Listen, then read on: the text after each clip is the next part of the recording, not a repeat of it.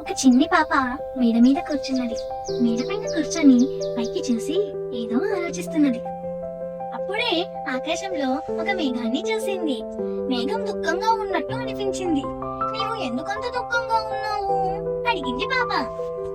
నాతోటి ఆడడానికి ఇవాళ ఎవ్వరూ లేరు అన్నది మేఘం.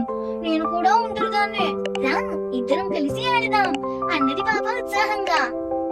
వాళ్ళిద్దరూ కలిసి ఆడుకున్నారు. ఎంత ఆనందమేమో మాట.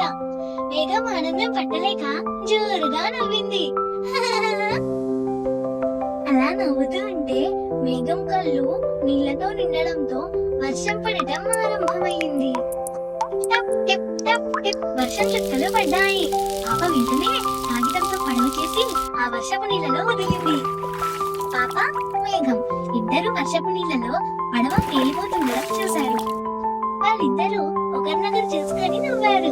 వాళ్ళిద్దరూ స్నేహం చేసినందుకు ఎంతో ఆనందంగా ఉన్నారు.